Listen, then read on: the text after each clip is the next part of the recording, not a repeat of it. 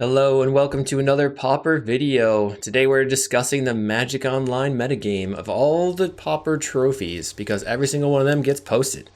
So, what is going on in Pauper? Well, it's a Galvanic Blast metagame. As Alex Ullman, PFP member, said, we are seeing a ton of Galvanic Blast being played, whether it from red, mono red, glitters, Boros decks, Jeskai decks. We also are seeing a lot of Rakdos Madness in the league this week. And a couple of spicy decks playing Name Sticker Goblin, as you can see here. We've got a Turbo Initiative on day one that managed to trophy. If you want to get any of the cards from these, definitely check out cardmarket.com, which is the largest seller of Magic the Gathering cards in Europe. So check out that and get the get yourself a battle box. That's what I'm trying to say. So for the total metagame, what we've got is in the leagues 21 trophies from mono red out of 117 total trophies. That's almost 18% of the metagame. Of the winners metagame, we have 15% of Boros Glitters and 10% of Rakdos Madness burn, which got a little bit of changes, maybe a couple of upgrades with Highway Robbery, maybe the bird that pings. And then behind it, we've got Terror and Coggates for your blue control, blue mid-rangey control, mono blue Terror, and it's falling off from there. You can look at this chart here showing the mono red is a very large chunk, and Boros Glitter and Rakdos Madness. So we have Galvanic Blast taking up nearly 50% of the metagame in reality, probably like 40 some odd. And then after it, we've got Terror, Coggate, and a smattering of decks. So people are being able to succeed with a couple of different things, but on the whole, very simply, a couple of strategies are seeming to be the best. So on day one of the metagame, we have 4 Boros Glitters, 2 mono reds, 1 Coggate, 1 Familiars, 1 Goblin combo, a White Weenie, a Blackburn, a Golgari Gardens, Turbo Initiative, and an Orzhov Blade. So here's your Turbo Initiative deck. This person's playing just 4 Lightning Bolts as their removal spells, but they have both Avenging Hunter and Goliath Paladin as targets for all of their mana. They can cast that. And they've got Crimson Fleet Commodore as a huge beater. Plus they've got Boarding Party here as another huge beater that can also maybe sometimes get a initiative creature. It's kind of hit or miss whether or not that'll be the case. This would be a really good thing to hit off the throne though, because it turns into a huge creature and can slam in. They're playing 4 Breath Weapon in the sideboard for go wide decks like Burn. Here's a White Weenie deck that was kind of cool. They've got, this is relatively good versus your Burn metagame where they have the main deck Life Gain and Lunarch Veteran and the Prismatic Strands to stop red. And here's a cool new take on Mono Black Burn. They're playing 3 of this Jagged Barrens, which is a ping land, and they're playing 4 Raven of Fell Omens, which is a new creature from Outlaws. It says whenever you commit a crime, each opponent loses a life and you gain a life, but it only triggers once a turn. So you want to be using your instant speed stuff on your opponent's turn if possible, and that would mostly just be the Alms of the Vein madnessing in this list. All right, on day 2, what do we got? We have 4 Boros Glitters, 3 Jeskai Ephemerates, 2 Izzet Terrors, both from Spock Vita Loca. We have 1 Mono Red, 1 Coggate, 1 Dredge, a Glitter Affinity, Blue, Dimir Fae, Elves, Walls, and Turbo Fog. So the Azorius Affinity, Glitter Affinity deck was basically an old school, not old school, it's old school now, right? It was 4 weeks ago, so it's old school, but this is just your classic slam stuff on the table and have counters. So Azorius Affinity is a very strong deck. I can see why that trophied. Then underneath, very interesting, we see this Dredge deck from Luminati, and they've got a Bajuka Bog in their main, which they can get back with the Circle of the Land Druid. It's kind of a neat interaction. And then I thought this was cool. Mavani is playing 4 Outlaw Medic in his Coggates deck. And they actually, that makes them have 8 life gain creatures, which is probably very good versus mono red. 4 Prismatic Strands in the main deck as well. Then we have Turbo Fog, and as I said, double trophy from Spock Vita Loca. On day 3, we've got 4 mono red and 4 Boros Glitter, 2 Rakdos Madness, and 2 Grixis Affinity, with trailing behind 1 Izzet Terror, a Familiars, a Golgari Dredge, and a Blue X Fae. So we keep calling it Golgari Dredge, but it's really just Dredge in general. And this is a new take on it as well, with 4 Conduit Pylons, which enters the battlefield and surveils 1, 15 total lands. They've got 1, 2, 3 dual lands to search up, and 4... they've got 9 land cyclers. So this is interesting because they can like Conduit Pylons scry into their graveyard. Got Rebel Belt Maverick in the main deck, and they're still in the 4 Exhumes, but they're only playing 1 Acorn Harvest. So I guess Acorn Harvest they don't feel like is necessary to win with the deck. Another Acorn Harvest in the sideboard and 1 Lotleth Giant in the sideboard. So only 3 main deck Lotleth Giants. Interesting. This Grixis Affinity deck is pretty stock Grixis Affinity. Interesting to see them on Frogmite, probably to get on the table early and block those 1/1s.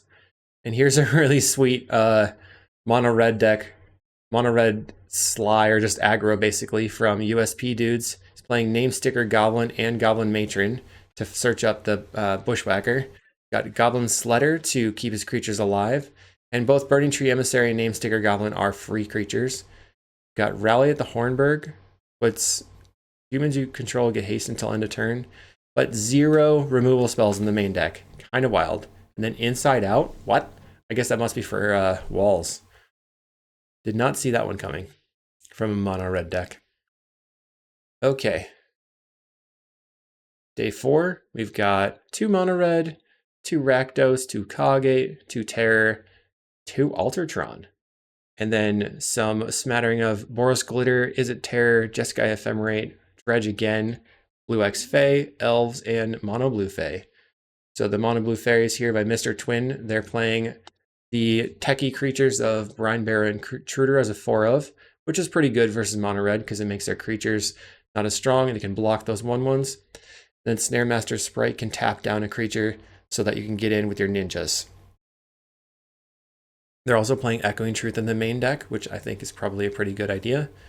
And 1 of Smoke Shroud, which makes their ninjas flying, which is always hard to deal with. 2 Force Spike, 2 Spell Pierce, and 4 Counterspell. This Altertron deck that I trophied with actually was pretty interesting because I decided to swap Ancient Stirrings over Expedition Map. And so far that's been pretty good. I have a video on it on my channel as well where I went 10-0. On day 5, 4 mono reds, 3 Rakdos Madness, 2 Blue Terror. We got a Boros Glitter, Izzet Terror, Kagate, Blue White Familiars again, Goblin Combo, Tireless Tribe, and Mono White Heroic. So this is a take on Mono Blue Terror where they're playing 12 creatures, no Mystic in the main deck, but Mystic in the sideboard. And they're playing Artful Dodge to make their creature unblockable. This also has Flashback.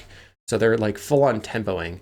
And on the tempo plan, they've got 2 Force Spike, 2 Spell Pierce, very similar to the Mono Blue Fae that we saw, plus 4 Boomerang to really wreck somebody that's playing bounce lands, which would be me, the Familiars player.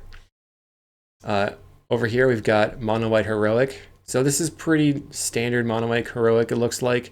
No weird affinity things, but they are playing Ancient Den and All That Glitters. Another power up for Mono White Heroic, even though that deck hasn't been seen too much lately.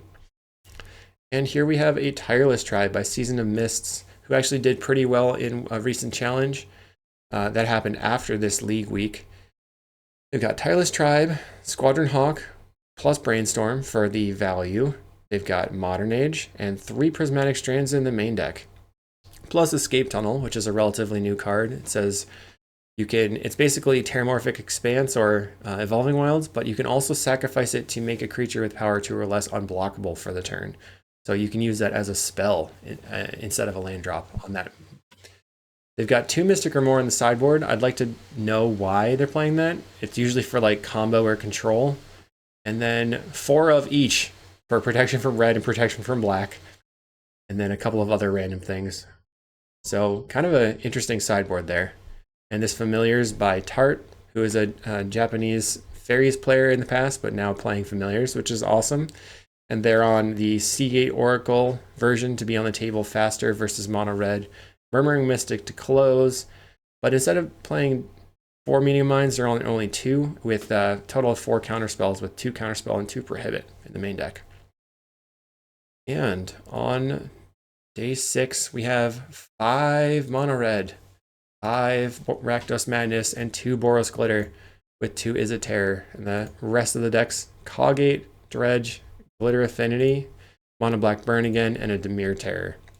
So this Glitter Affinity was actually Jeskai playing 4 Galvanic Blast instead of playing any number of counterspells, and they're on only 4 inspectors, but it's more of like the stock Jeskai Affinity list that we saw after the initial Pauper get-in, where this kind of popped out. And I didn't really pick up anything else from that day that looked very interesting or was different from before. On the last day, we have 3 mono red, 2 Boros Glitter, 2 mono blue Terror, 2 Goblin combo. Wow. And we have 1 ofs for Terror, Cogates, Jeskai Ephemerate, Blue 8 Familiars, Glitter's Affinity again, Walls, White Weenie. We've got a Mardu Gates deck, which is pretty cool, from Lost on Kato, and Gruul Ponza. I don't like to show off Ponza, but we haven't seen it relatively successful lately, and I guess it's good that this person was able to be successful. Interesting to note they have 3 Cannonades in the main deck, because Ponza's usually not very good versus mono red, and if they can wipe the board, they'll probably be very good versus mono red.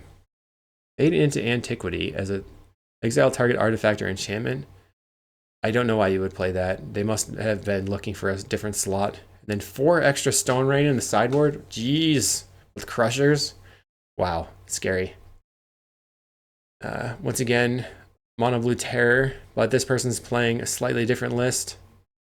Looks like 4 Snap instead of the Boomerangs, but still the 4 Spike Spell Pierce package. And no Murmuring Mystic in the sideboard at all. Spoke has made a trophy with combo walls, which is just straight up comboing, not even playing any generous ents, but just hyper combo. And then once again, we've got the Rally at the Hornburg mono red from USP Dudes, kind of interesting. And that is the full metagame for the week. What has been doing pretty well in the Pauper online leagues. But we also have what happened after that week. So after that week, Kerblinksy recorded all the challenges, and you can find him on twitter.com/Kerblinksy. And this is what did well on Friday, Saturday, Sunday of the 3rd, 4th, and 5th. And this week ends on the 4th. So this kind of encapsulates that. We see that the top deck in the metagame was Red Kuldotha, but did not do very well from a win rate standpoint. And then the second most played deck was Golgari Gardens at 7.24%, which means that people were playing mono red at a basically 3 times more than the second most played deck, which is kind of insane. And then after that, we see Boros Glitters, which did really well on the weekend, and Dimir Fey. You want all these, want the challenge stuff, you can check out Kerblinksy. Also, definitely check out Casting Commons, which is a podcast and YouTube channel that they also go over the Pauper challenges. So that is it for me. I appreciate everybody checking it out. Let me know what you think about the Pauper metagame, and I'll see you in the next video.